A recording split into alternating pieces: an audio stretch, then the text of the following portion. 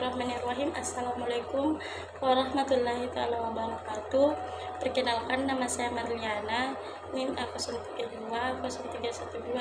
Di sini saya memaparkan tentang hubungan antara agroekoteknologi dan bioteknologi tanah, yaitu sama-sama menerapkan pengolahan tanaman untuk berbagai keperluan seperti memperbaiki pertumbuhan dan meningkatkan tanaman, serta mengetahui cara pengolahan lahan, media tanam, nutrisi air, hama, penyakit pada tanaman, dan dapat meningkatkan produksi tanaman. Kedua, yang saya ketahui selama perkuliahan bioteknologi tanah yaitu pertama, definisi bioteknologi tanah menurut para ahli yaitu sebagai penyusunan, pengoptimulan, dan peningkatan proses biokimia dan seluler untuk produksi senyawa yang bermanfaat dalam industri. Adapun perkembangan bioteknologi tanah pertanian yaitu peningkatan mutu, varietas tumbuhan dan hewan menghasilkan bahan yang digunakan sebagai bahan pangan, misalnya pemanis, pupuk hayati, misalnya hasil simbiosis antara bakteri dan tanaman tinggi, pestisida dan herbisida, dan hormon pada tumbuhan. Dalam bidang pertanian, bioteknologi tanah bertujuan antara lain untuk meningkatkan ketersediaan unsur hara, mempercepat proses dekomposisi bahan organik, melindungi tanaman, merombak dan membersihkan tanah dari polutan melalui bioremediasi tanah guna memperoleh tanah yang sehat serta perbaikan tumbuhan dan meningkatkan hasil produksi dalam bidang pertanian perkebunan. Ketiga, perkembangan bioteknologi dalam pertanian.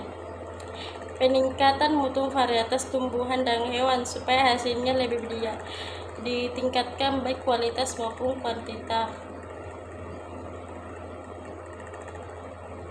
Menghasilkan bibit tanaman budidaya yang dirancang untuk jenis tanah terutama lahan kering, masam atau kadar garam tinggi, bibit hortikultura yang dirancang secara khusus, misalnya tahan terhadap serangan hama, resisten terhadap herbisida.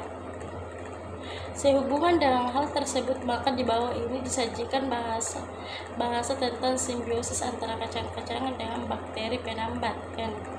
Limbah organik atau pengolahannya. Pengertian limbah.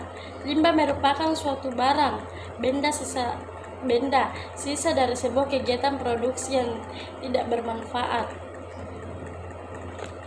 bernilai ekonomi lagi. Limbah sendiri dari tempat asalnya bisa beraneka ragam.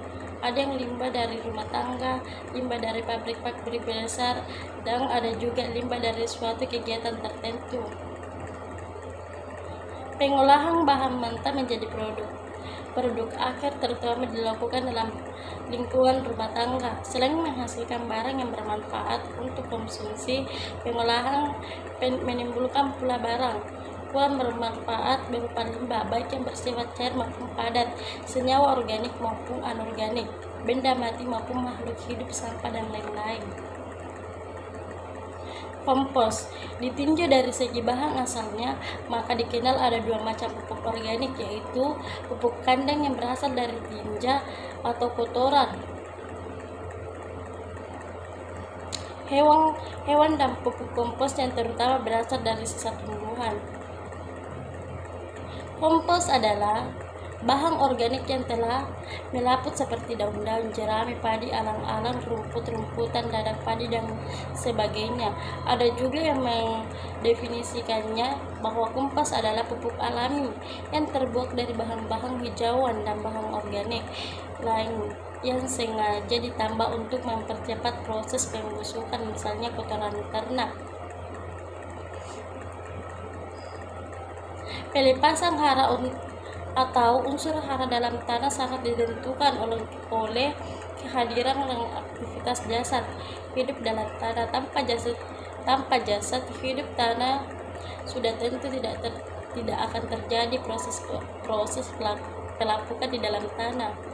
Dalam sistem pertanian yang berwawasan lingkungan, masukan berenergi tinggi seperti pupuk buatan kimia dan pestisida. Secara umum, dari beberapa sumber Dari dirangkum peranan jasad mikro dalam tanah dapat dipandang dari hasil kegiatannya langsung maupun tidak langsung terhadap kesuburan tanah. Cacing tanah. Cacing tanah termasuk salah satu jasa hidup penghuni tanah yang memberikan banyak manfaat bagi kehidupan tanah, bagi manusia. Dalam bidang pertanian, manfaat cacing tanah antara lain menguburkan lahan pertanian, meningkatkan daya serap air permukaan, memperbaiki struktur tanah, meningkatkan manfaat limbah, bahan organik, dan lain-lain.